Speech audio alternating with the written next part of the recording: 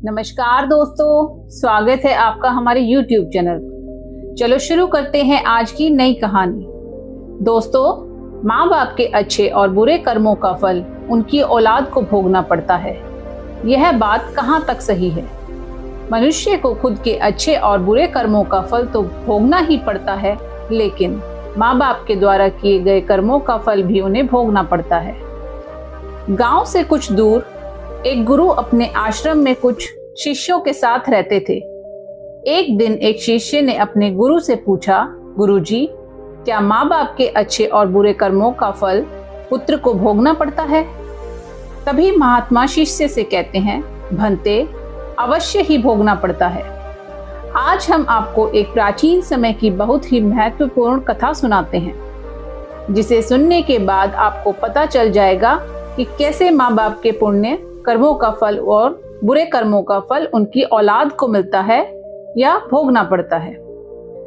महात्मा ने कथा को आरंभ करते हुए कहा, प्राचीन काल की बात है। एक गांव में एक किसान रहता था। वह किसान बहुत ही गरीब था। किसी तरह से मेहनत और मजदूरी करके अपने घर का खर्च चलाता था। उसे मजदूरी में दिन भर काम करने के बाद 50 रुपए मिलते थे। उसमें से वह 25 रुपए नित्य दान करता और 25 रुपए में अपने परिवार का पालन पोषण करता था। इस तरह से करते हुए कुछ समय बीत गया और इसके बाद उसके 2 पुत्र हुए। अब उस किसान के परिवार में कुल 4 सदस्य हो गए, पति, पत्नी और उसके 2 जुड़वा लड़के। धीरे धीरे उनके पालन पोषण में किसान को समस्या होने लगी, क्योंकि महंगाई बढ़ती जा रही थी। एक दिन किसान के लड़के ने अपने पिताजी से कहा, पिताजी, आप दिन का 50 कमाते हैं, जिसमें से 25 आप दान कर देते हैं और 25 में हम अपना गुजारा कैसे करेंगे? किसान को चुप देखकर उसकी पत्नी ने कहा, बेटा, ऐसा कोई बात नहीं है। आपके पिताजी रोज 50 रुपए कमाते हैं, उनमें से 25 रुपए दान करते हैं और 25 रुपए तुम्हारे लिए ही दान करते हैं, दूसरों के लिए नहीं। लेकिन वे दोनों लड़के इस बात को नहीं समझते थे, क्योंकि वे नन्हे बालक थे। इसी तरह से कुछ समय बीतता गया और किसान के दोनों लड़के धीरे धीरे बड़े होने लगे। इधर किसान की एक दिन काम करके घर आते समय कार से टकराकर मृत्यु हो जाती है। जब किसान की पत्नी और उसके दोनों लड़कों को पिता की मृत्यु की खबर मिली तो उन्हें बहुत दुख हुआ। एक दिन किसान के दोनों लड़कों ने अपनी माँ से पूछा, माँ, हमारे पिताजी कहाँ चले गए हैं? किसान की पत्नी ने कहा, बेटे, तुम्हारे पिताजी हम सबको छोड़कर यमराज जी के पास चले गए हैं। जब तुम्हारे पिताजी थे तो रोजाना 50 रुपए कमाते थे और 25 रुपए की बचत करते थे। हमारा पालन पोषण उसी रुपए में करते थे और बाकी का दान करते थे। अब हमारा पालन पोषण कैसे होगा? कैसे हमारा पेट भरेगा? माँ ने अपने दोनों बच्चों से कहा, पुत्रों, जिस घर में गरीबी होती है उसका कोई सहायक नहीं होता। उससे सभी दूर भागने लगते हैं, सिवाय ईश्वर के, क्योंकि वह गरीबों के सहायक होते हैं। बेटों ने अपनी माँ से कहा, माँ, ऐसा मत सोचिए। हम दोनों भाई यमराज जी के पास जाएंगे और अपने पिता को लेकर आएंगे। हमने सुना है कि ईश्वर बड़े दयालु हैं। हमारे दुखों को देखकर हमारे ऊपर अवश्य ही उन्हें दया आएगी और वे हमारे पिताजी को हमारे साथ अवश्य भेज देंगे। बच्चों की बात पर उनकी माँ ध्यान नहीं देती। एक दिन किसान की पत्नी अपने दोनों लड़कों को घर पर छोड़कर गांव में किसी काम के लिए चली गई। उधर उसके दोनों लड़के आपस में सोचने लगे, क्यों न हम यमपुरी में यमराज जी के पास चलें और अपने पिताजी को वापस लेकर आएं। ऐसा सोचकर अपने पिताजी को लाने के लिए वे दोनों भाई अपने घर से चल दिए। उन दोनों भाइयों को चलते चलते काफी समय बीत गया। उसी समय उन्हें थकान का अनुभव हुआ और दोनों भाई एक बहुत विशाल बरगद के पेड़ को देखकर उसकी छाया में आकर खड़े हो गए। दोनों भाइयों ने सोचा कि बरगद के इस पेड़ की छाया में थोड़ा सा विश्राम करते हैं। फिर दोनों भाई उसी बरगद के पेड़ के नीचे बैठकर विश्राम करने लगे। तभी उस बरगद के पेड़ ने इंसान की आवाज में कहा, बच्चों, तुम लोग कौन हो और कहाँ जा रहे हो?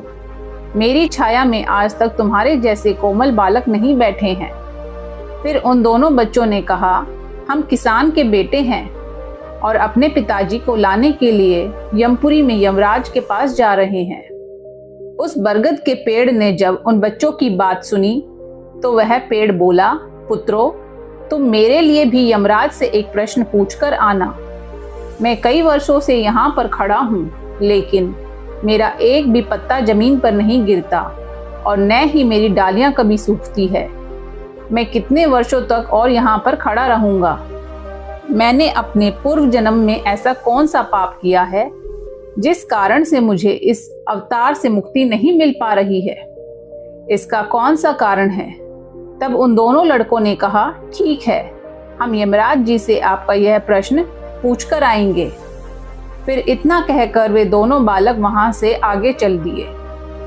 चलते चलते रास्ते में उन्हें एक बहुत ही भयानक बड़ा सा भालू मिल गया। उस भालू को देखकर वे दोनों भाई डर के मारे कांपने लगे और खड़े हो गए। वहां से वे दोनों भाई भागने ही वाले थे, तभी भालू मनुष्य की आवाज में बोलने लगा, बच्चों, तुम मुझसे डरो मत। मुझे इतना बताओ कि तुम कौन हो और कहाँ जा रहे हो? वे दोनों बच्चे उस भालू के पास गए और हाथ जोड़कर कहने लगे, हे भालू देवता, हम दोनों किसान के पुत्र हैं और हम दोनों जुड़वा भाई हैं। हम दोनों यमपुरी में यमराज के पास अपने पिताजी को लाने के लिए जा रहे हैं। उस भालू ने कहा, बच्चों, तुम यमराज जी से मेरा एक प्रश्न पूछकर आना। मैं कई वर्षों से यहाँ पर इस जंगल में पड़ा हुआ हूँ। मुझसे अब चला भी नहीं जाता। मेरे शरीर में इतनी जान नहीं है कि मैं थोड़ा सा भी चल फिर सकूं। मैंने अपने पूर्व जन्म में ऐसा कौन सा पाप किया है जिस कारण से मुझे इस अवतार से मुक्ति नहीं मिल पा रही है? इसका कौन सा कारण है? तब उन लड़कों ने कहा, ठीक है, हम यमराज जी से आपका यह प्रश्न पूछकर जरूर आएंगे। इतना कहकर वे दोनों लड़के आगे चलने लगे। फिर चलते चलते रास्ते में उन्हें एक सेठ जी मिले। सेठ ने कहा, बच्चों, तुम दोनों कौन हो और इतनी कड़ी धूप और गर्मी में कहाँ जा रहे हो? देखने में तो तुम बड़े ही सुकुमार और कोमल लग रहे हो। उन लड़कों ने कहा, सेठ जी, हम दोनों किसान के बेटे हैं और हम दोनों सगे जुड़वा भाई हैं। हम दोनों यमपुरी में यमराज के पास अपने पिताजी को लेने जा रहे हैं। उस सेठ ने कहा, तुम यमराज जी से मेरे लिए एक प्रश्न पूछकर आना। मैं कई वर्षों से राहगीरों की प्यास बुझाने के लिए यहाँ एक कुआं खुदवा रहा हूँ, लेकिन इसमें पानी अभी तक नहीं निकला है। मैंने अपने पूर्व जन्म में ऐसा कौन सा अपराध किया था जिस कारण से इस कुएं में अभी तक पानी नहीं निकला है? मैंने इसमें बहुत सारे पैसे भी खर्च कर दिए हैं, लेकिन अभी तक सफल नहीं हुआ। इसका क्या कारण है? उन लड़कों ने कहा, ठीक है सेठ जी, हम यमराज जी से आपका यह प्रश्न पूछकर आएंगे। इतना कहकर वे दोनों बालक वहां से आगे की ओर चल दिए। चलते चलते रास्ते में उन्हें एक बहती हुई नदी मिली। फिर धीरे धीरे दोनों भाई नदी के किनारे पर पहुंचे तो उस नदी से एक मछली निकलकर उनके पैरों के पास आ गई और कहने लगी, बालकों, तुम कौन हो और कहाँ जा रहे हो? तुम दोनों बिना नाव के ही क्यों जा रहे हो? तब उन्होंने कहा, नाव में बैठने के लिए हमारे पास पैसे नहीं हैं, क्योंकि हमारे जो पिताजी थे वे दिन के 50 रुपए कमाते थे, जिसमें से 25 रुपए रोजाना दान कर देते थे और 25 रुपए से हमारा पालन पोषण होता था। किसी तरह से हमारे घर का गुजारा होता था। अब हमारे पिताजी घर पर नहीं हैं, वे ईश्वर के पास चले गए हैं, इसलिए हम दोनों भाई उन्हें लाने के लिए यमपुरी में यमराज जी के पास जा रहे हैं। उन बच्चों की बात सुनकर उस मछली ने कहा कि बच्चों, तुम यमराज जी से मेरा एक प्रश्न पूछकर आना। कई वर्षों से मैं इस नदी में भटक रही हूँ। मेरी 7 पीढ़ियाँ गुजर गई हैं, परंतु मैं अभी तक इसी नदी में रह रही हूँ। मैंने अपने पूर्व जन्म में ऐसा कौन सा अपराध किया था जिसके कारण मुझे इस अवतार से मुक्ति नहीं मिल पा रही है। तब उन लड़कों ने कहा, ठीक है, हम यमराज जी से आपका यह प्रश्न जरूर पूछेंगे और वापस आते समय आपको बता देंगे। इतना कहकर वे दोनों लड़के वहां से आगे बढ़ गए। चलते चलते दोनों भाई नदी के दूसरे किनारे पर पहुंच गए। दूसरे किनारे पर जब वे पहुंचे तो देखा कि एक मरा हुआ व्यक्ति वहां पर पड़ा हुआ है। दोनों भाई उस मरे हुए आदमी को उठाकर जाने लगे तो वह मरा हुआ आदमी चिल्लाने लगा और कहने लगा, बच्चों, तुम कौन हो और कहाँ जा रहे हो?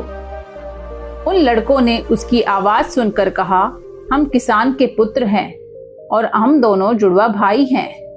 हम दोनों भाई यमपुरी में यमराज जी के पास अपने पिताजी को लेने जा रहे हैं। उस आदमी ने कहा, तुम यमराज से मेरा एक प्रश्न पूछकर आना। मेरा शरीर कई वर्षों से इस नदी के किनारे पर ही है। कभी पानी की लहर आती है तो मेरा शरीर नदी के अंदर चला जाता है, लेकिन वापस लहर के साथ ही फिर से बाहर निकलकर किनारे पर आ जाता है। न तो मेरा शरीर गलता है और न ही सड़ता है। इतने सालों से जैसे का तैसा ही है। मैंने अपने पूर्व जन्म में ऐसा कौन सा पाप किया था जिसके कारण मुझे इस शरीर से मुक्ति नहीं मिल पा रही है, और इसका क्या कारण है? उन लड़कों ने कहा, ठीक है, हम यमराज जी से आपका यह प्रश्न पूछकर जरूर आएंगे। इतना कहकर वे दोनों बालक चलने लगे। वहां से चलते चलते दोनों भाइयों को रात हो गई थी और काफी दिनों से चलते ही जा रहे थे, तो वह दोनों भाई काफी थक गए थे। तभी उन्हें पास में एक झोपड़ी दिखी तो वे दोनों भाई उसके अंदर सो गए। सुबह जब आंखें खोली तो वे यमपुरी में यमराज जी के पास पहुंच गए। दोनों भाइयों ने यमराज को हाथ जोड़कर प्रणाम किया और कहने लगे, हे प्राणदाता, हमारे पिताजी कहाँ पर हैं? जब हमारे पिताजी घर पर थे तो वे रोजाना 50 रुपए कमाते थे, जिसमें से 25 दान करते थे और 25 से हम लोगों का पालन पोषण करते थे। लेकिन अब जब वे घर पर नहीं हैं तो हम दोनों भाई और हमारी माँ भूखे मर रहे हैं। आप उन्हें जल्दी से हमारे साथ हमारे घर पर भेज दीजिए। यमराज ने उन दोनों बालकों की बात सुनकर कहा, ठीक है, मैं तुम्हारे पिताजी को घर पर भेज दूंगा। पहले तुम दोनों भाई यहाँ पर बैठो। यमराज जी ने उन दोनों बालकों को अपने पास बिठाया और उनको भोजन कराया। भोजन कराने के बाद पूछा, तुम दोनों भाइयों को और क्या चाहिए? उन दोनों लड़कों ने रास्ते में जो भी उन्हें मिला था उनके प्रश्न यमराज जी से पूछे।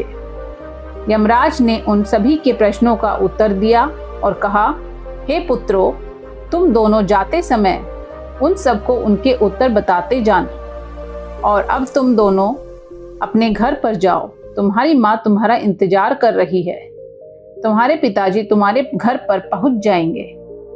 फिर दोनों भाई यमराज को प्रणाम करके वहां से वापस अपने घर के लिए चलने लगे। चलते चलते रास्ते में सबसे पहले उन्हें वही मरा हुआ आदमी मिला जो नदी के किनारे पर पड़ा हुआ था।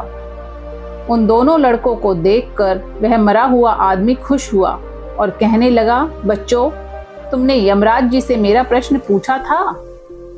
तब उन्होंने कहा, हाँ, हमने यमराज से आपका प्रश्न पूछा था। यमराज जी ने कहा है कि तुम पिछले जन्म में बहुत बड़े विद्वान थे, परंतु किसी को भी अपना ज्ञान नहीं बांटा। अब मर गए हो तो वह ज्ञान तुम्हारे अंदर ही अंदर खोल रहा है। जब तक तुम अपना ज्ञान किसी को नहीं बांटोगे तब तक तुम्हारी आत्मा को शांति नहीं मिलेगी। फिर उस मृतक आदमी ने कहा, बच्चों, अब ऐसी हालत में मेरे पास ज्ञान लेने के लिए कौन आएगा? तुम ही मेरा ज्ञान ले लो। फिर उस मृतक आदमी ने दोनों भाइयों को जितना भी उनके पास ज्ञान था वह सारा ज्ञान उन दोनों बालकों को दे दिया, और ज्ञान देने के बाद तुरंत ही उसकी आत्मा को मोक्ष की प्राप्ति हो गई। फिर दोनों भाई वहां से आगे चल पड़े। चलते चलते उन्हें वही मछली मिली। मछली ने कहा, बच्चों, क्या तुमने ईश्वर से मेरा प्रश्न पूछा था? उन दोनों बालकों ने कहा, हाँ, हमने ईश्वर से आपका प्रश्न पूछा था। उन्होंने कहा है कि तुम्हारे अंदर अमृत है, जब तक तुम इस अमृत को किसी को नहीं दोगी तब तक तुम ऐसे ही व्याकुल रहोगी। फिर मछली ने कहा, बच्चों अब कौन मिलेगा मुझे, तुम ही मेरा अमृत ले लो। फिर मछली ने अपना अमृत उन दोनों बच्चों को दे दिया और अमृत देते ही उस मछली की आत्मा को मोक्ष की प्राप्ति हो गई। इसी तरह से दोनों भाई वहां से आगे बढ़े। चलते चलते रास्ते में उन्हें वही सेठ मिला जो राहगीरों के लिए कुआं खुदवा रहा था। उस सेठ ने जैसे ही दोनों लड़कों को देखा तो बड़े प्रेम से हाथ जोड़कर कहने लगा, बेटे तुम दोनों लोगों ने मेरा ईश्वर से प्रश्न पूछा था? उन्होंने कहा, हाँ पूछा था। ईश्वर ने कहा है कि आपके घर में 2 जवान कन्याएं कुंवारी बैठी है। जब तक आप दोनों कन्याओं का विवाह नहीं करेंगे और कन्यादान नहीं करेंगे तब तक इस कुएं में से पानी नहीं निकलेगा। पहले जो अपना आपका कर्म है उसे पूरा कीजिए। जो ईश्वर ने आपको दायित्व सौंपा है पहले वह करिए। आप कन्यादान करिए, उसके बाद इस कुएं को खुदवाइए। फिर उस सेठ ने कहा, मैं अपनी कन्याओं के लिए लड़का कहाँ ढूंढने जाऊंगा? तुम दोनों मुझे बहुत ही सीधे स्वभाव के दिख रहे हो और सुंदर भी हो और देखने में एक जैसे दिख रहे हो। अब तुम दोनों जवान भी हो गए हो और विवाह के योग्य भी हो, तो बेटा तुम दोनों ही मेरी लड़कियों से विवाह कर लो। फिर उस सेठ ने अपनी दोनों लड़कियों का विवाह उन दोनों लड़कों के साथ करवा दिया। फिर सेठ ने वहां से अपनी दोनों बेटियों को बहुत सारा धन देकर विदा किया। अब दोनों भाइयों को आगे चलते चलते रास्ते में वही भालू मिला। उस भालू ने कहा, बच्चों क्या तुमने ईश्वर से मेरा प्रश्न पूछा था? तब उन्होंने कहा, हाँ पूछा था। ईश्वर ने कहा है कि तुम्हारे पास जो एक कीमती हीरा है तुम उस हीरे को धरती पर नहीं रखते हो और न तुमने कभी किसी को दान दिया है। जब तक तुम इस हीरे को दान नहीं करोगे तब तक तुम्हारा शरीर ऐसे ही बना रहेगा। फिर उस भालू ने कहा, बच्चों मैं यह हीरा अब किसको दूं? इस हीरे को तुम ही ले लो। फिर उस भालू ने अपना हीरा उन बच्चों को दे दिया। को देते ही उसकी आत्मा को मोक्ष की प्राप्ति हो गई। इस तरह वे दोनों भाई अपनी पत्नियों को लेकर फिर आगे चलने लगे। चलते चलते रास्ते में उन्हें वही बरगद का विशाल पेड़ मिला जिसके नीचे छाया में वे विश्राम करने के लिए बैठे थे। उसने पूछा, बच्चों क्या तुमने ईश्वर से मेरा प्रश्न पूछा था? उन्होंने कहा, हाँ पूछा था। ईश्वर ने कहा है कि पूर्व जन्म में तुम्हारा काम गुरुकुल में बच्चों को शिक्षा देना था। तुम्हारा पद एक गुरु का था, परंतु तुम उसके बदले में छोटे छोटे बच्चों से अपना काम करवाते थे, हाथ पैर दबवाते थे और उन्हें अच्छी तरह से शिक्षा नहीं देते थे। तुम पूर्व जन्म में बड़े विद्वान थे, परंतु तुमने उन बच्चों को शिक्षा नहीं दी। उन बच्चों के श्राप के कारण तुम हिलडुल नहीं सकते। तुम्हारे अंदर जो ज्ञान भरा हुआ है उसे किसी को दान दे दो, इसके बाद तुम्हें फिर मोक्ष की प्राप्ति होगी। उन दोनों लड़कों की बात सुनकर उस पेड़ ने कहा, अब मैं यह ज्ञान किसे दूंगा? तुम ही ले लो। फिर उस बरगद के पेड़ ने दोनों भाइयों को जितना भी उसके पास ज्ञान था सब दे दिया। जैसे ही उस बरगद के पेड़ ने उन दोनों बच्चों को अपना ज्ञान दिया, उसकी आत्मा को शांति मिल गई और वह उस पेड़ के अवतार से मुक्त हो गया। फिर दोनों भाई अपनी पत्नियों के साथ चलते चलते अपने घर पहुंच गए। जब दोनों भाई अपने घर पहुंचे तो किसान की पत्नी उनको देखकर बड़ी खुश हुई और कहने लगी, तुम दोनों कहाँ चले गए थे और यह दोनों लड़कियां तुम्हारे साथ कौन है? फिर दोनों भाइयों ने जो भी उनके साथ घटनाएं घटी थी वह सब कुछ अपनी माँ को बता दिया। अब उन दोनों बच्चों को यह ज्ञान हो चुका था कि अब हमारे पिताजी वापस नहीं आ सकते, अब उनकी मुक्ति हो चुकी है। उनके पिताजी ने जो दान धर्म किया था उसका फल उन दोनों भाइयों को ईश्वर ने दे दिया। दोस्तों, इस प्रकार से महात्मा ने अपने शिष्य को बताया है कि माता पिता के अच्छे और बुरे कर्मों का फल उनकी औलाद को कैसे प्राप्त होता है और पूर्व जन्म के कर्मों का फल व्यक्ति को कैसे मिलता है। उनके पिता द्वारा किए गए पाप और पुण्य कर्म भी उनके बच्चों को कैसे मिलते हैं। तो दोस्तों, कैसी लगी आपको यह कहानी? आप हमें कमेंट सेक्शन में जरूर बताना, और अगर अच्छी लगी हो तो इस चैनल को सब्सक्राइब जरूर कर लेना। तो चलिए मिलते हैं ऐसी ही कोई नई कहानी में। तब तक के लिए अपना ख्याल रखें। धन्यवाद।